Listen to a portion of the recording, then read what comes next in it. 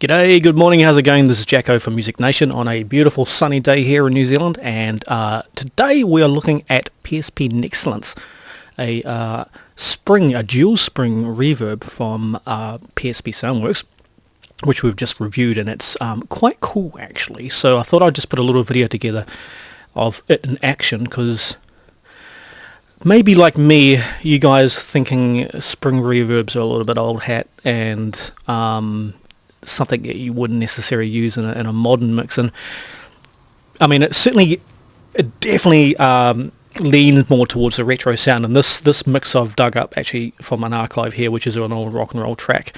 You're going to see it works really well in this, but I'm going to try and use it in a way that sounds more modern, right? So you can definitely get that cool retro vibe from it, sweet, but I'm going to try and apply it to this track in a modern kind of context, at least anyway, and see how we can make it sound. So this is I can't play the vocals because unfortunately it's going to have copyright issues, so hopefully I don't get flagged if I'm just playing this background track. So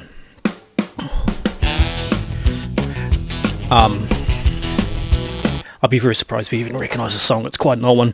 So anyway, so what we've got here is sax, bass, two guitars. The second guitar also does a lead solo in the middle, and just a drum kit. And I've applied Nexcellence to each of them, but it's just disabled at the moment. So I'm going to go for each kind of element and just kind of apply it and play with it a wee bit and see how we can make it sound. So let's have a listen to the track. What we're going to work on first is the sax at the top end.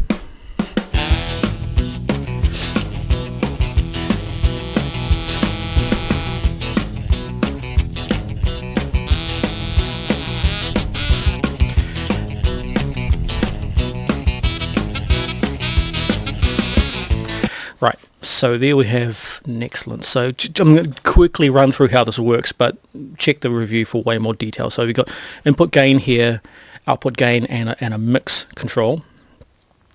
Delays the reverb to the input, so you get like a slapback echo effect, which is quite cool. You've got the choice between the two springs here, or you can combine the both, and when you combine, then you can split them. So split means spring 1 is on left, spring 2 is on right. Spread means they're equally left and right, and MS means it puts it into mid-side mode, which is really difficult to hear. But the mid-side mode is controlled down here by the width, so I haven't had much success getting anything really kind of dramatic sounding from using that. However, you know, there might be something. And then you've got an EQ down here, which is quite cool, and you can swap the left and right channel. So it's very complicated for a spring reverb, but it's, you know, once you get the gist of it, it's quite neat. So what I'm going to be, where it actually has the most dramatic effect is I found with this limiter. So it has a limiter for the spring reverb effect, which is really neat. So you can drive, and this is what I'll be doing a lot here, you can drive it quite hard and get totally different sounds and quite unspring-like sounds. So so let's have a listen anyway. So this is just on the sax solo here. It's disabled at the moment, so let's get it up to the track. So I'll put it in, and I've played with this before, so I've got this to a level that's quite neat.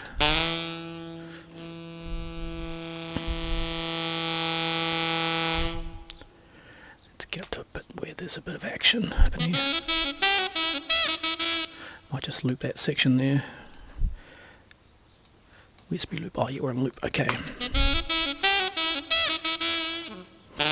So I have a bit of delay going on here.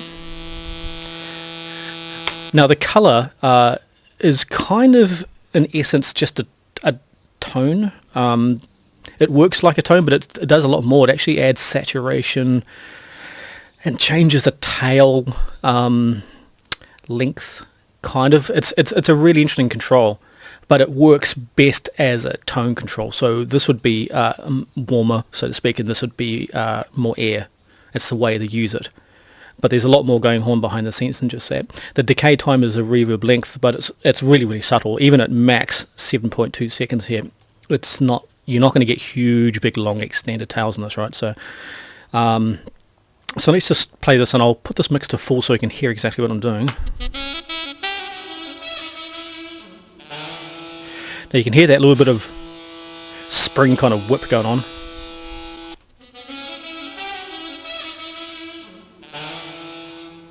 I'll increase this decay time.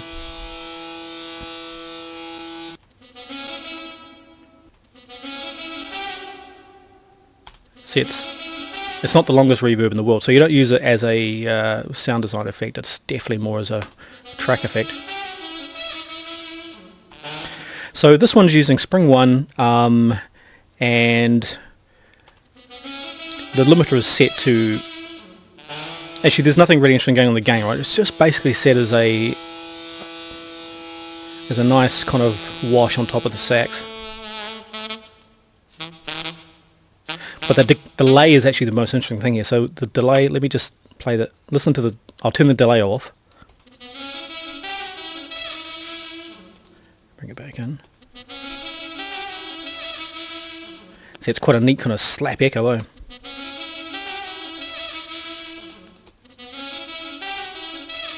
If you make it quite extreme. Right, so you can get some quite cool effects. I think I had it about there, and I'll bring the mix back. The mix is really it, eh? Like, you can really change the character in the mid-range here. From about here to here is a lot of variance.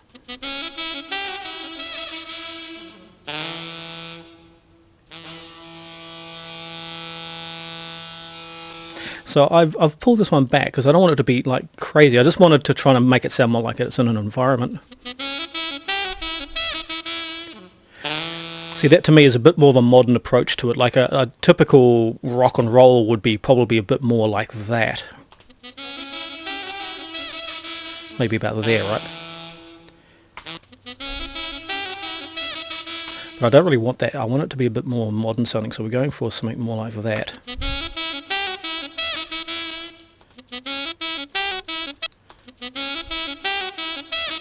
So you're just giving a bit of depth, which is quite cool. So that's that. I didn't do anything on the bass.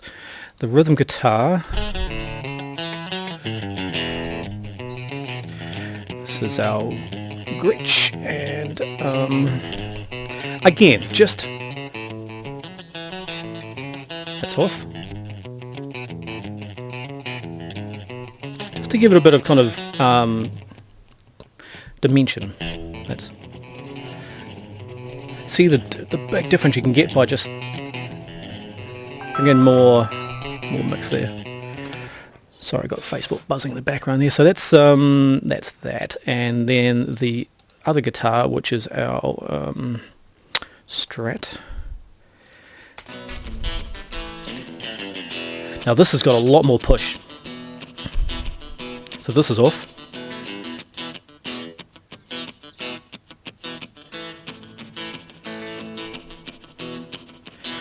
Now what I've done here differently is that the limiter, I've really slammed the limiter. So this is limiting the heck out of the effect, and then I'm super driving the gain input as well. So it's basically saturating the spring effect. Has a big difference on it. Like if I pull back the limiter, see it's very dynamic now, very twangy.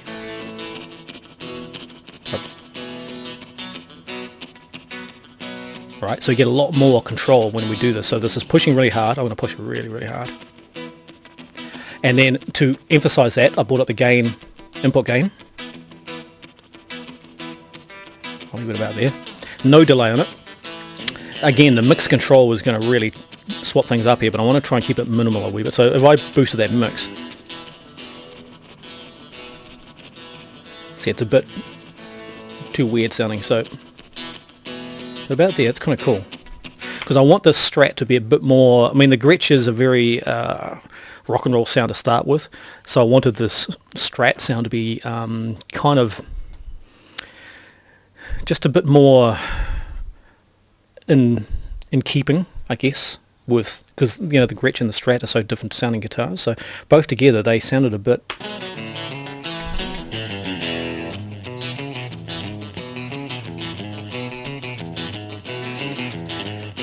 Bring that volume up a touch on that Strat.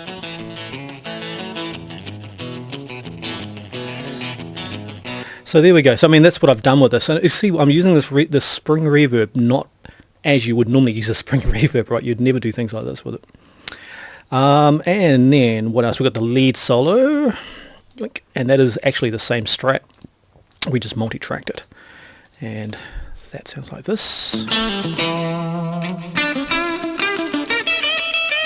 So again, it's pushed pretty hard with the limiter, and a bit of a longer tail on it. Now what I've done here is I've boosted the color quite a lot, right? So this, remember, it's a tone, so I've added a lot more air, which should, or it does, it makes it stand just a little bit out from the backing track, or the multi-tracked version of itself, right, which is a rhythm guitar. And I've also added in a lot of delay. I'll just boost this mix so we can hear.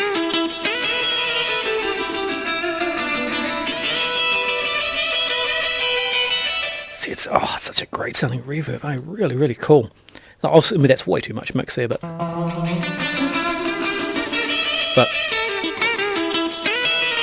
out there, you know, it's a lot. Again, it's just on Spring 1. It's a lot of reverb, but it's a solo, right? So I want it to be a little bit interesting. So that's that.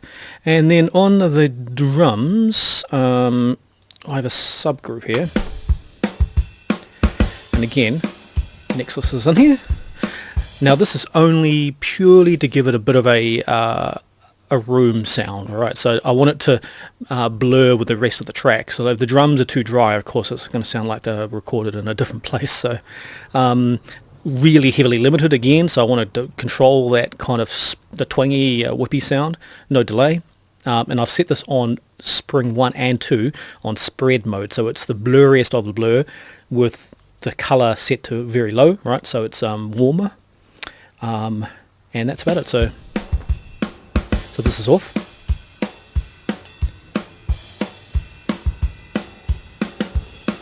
All right, so it's purely to put it in the same place as the rest of the band. And last but not least, I put one on the master mix, which hasn't been applied yet. Again, when this is enabled, it's limited, max limited, with a lot of air, and again to set the entire band in an environment. That was the idea behind that. So I'll leave that open in the meantime because I want to apply that in a second. So let's just hear all this now with all this applied without the master one. Let's go.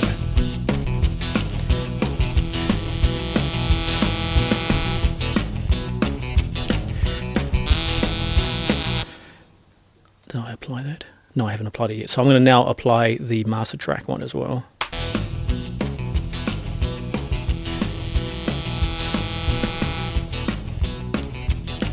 It's off.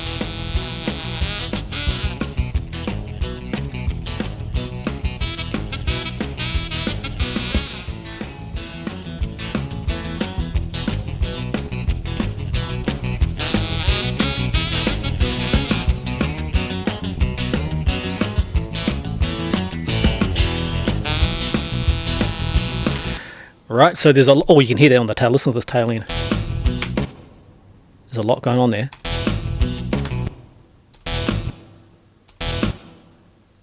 Right, let me just disable this. Still there. So this one here is the master mix reverb, right? So we've got reverb on every track except for the bass here. So there's a lot. So let me just play the track back and I'll disable the effects. This button here, I think. There we go. So when it's all red like this, it means all the effects have been disabled.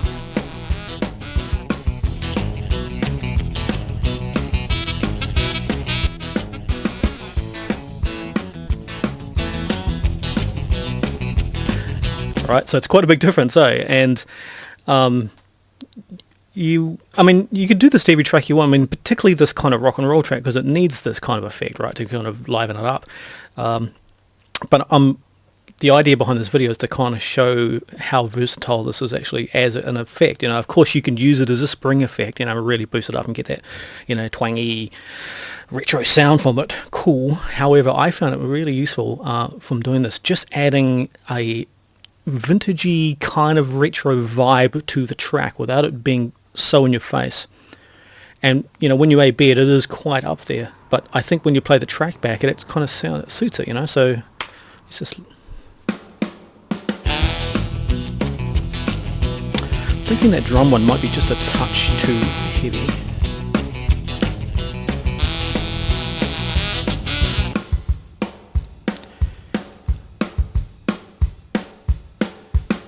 About there. I don't really want that snare to be too reverby.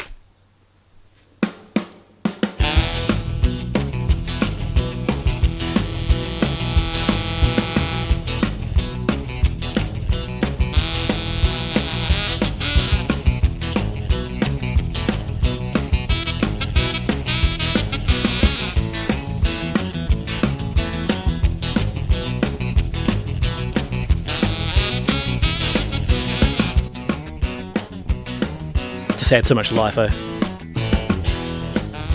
And yeah, I mean there's saturation there too. It's quite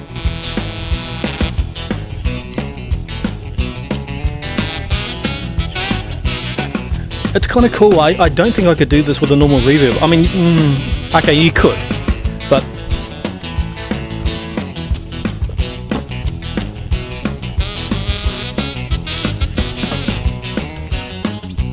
here comes a solo. See how much forward that is now?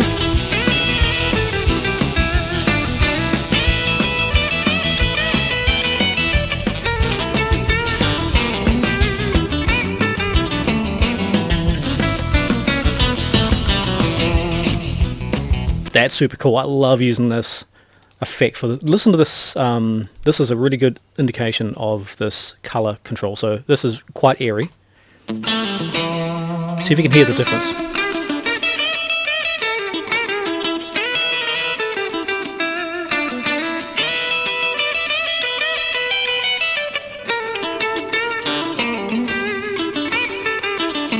I think it's quite neat. It's got the exact same, like I copy and pasted from the rhythm guitar. The only difference is this color, and it's been pushed a little bit more on the limiter, and it's got the delay. So the delay certainly helps, but it's really brings forward that solo.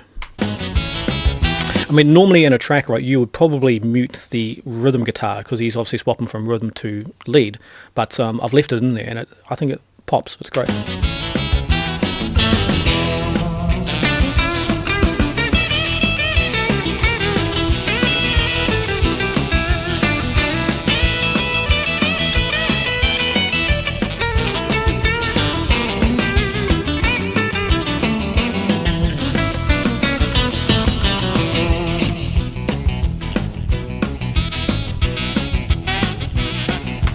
So there we go, a little bit of a demo. As I said, it's quite a vintagey sounding track, of course. It's rock and roll. I mean, I'm not too sure you'd use this on a totally, like a really modern sounding pop track. Maybe you could try it. But certainly, if this is, if you like the sound of this, I mean, just by using this one reverb effect, I mean, I've also got the BX console on each of these tracks, which is a channel strip, but that's just sitting there in the background. Everything has like a roll off, and that's all it's doing. So there's no other processing. It's just this, and I think it's quite cool. It's clearly a reverb when you listen to the tail, but you can't really tell that it's a. I mean, it's probably a little heavy-handed, but like you pull it back a touch, but I think it adds a really nice ambience, and I think it's cool. So anyway, there we go, PSP Nexcellence. Go check out the review, and hopefully like that, and let's meet back here for our next review. So thanks for watching. This is Jacko from Music Nation, and catch you guys next time. Bye.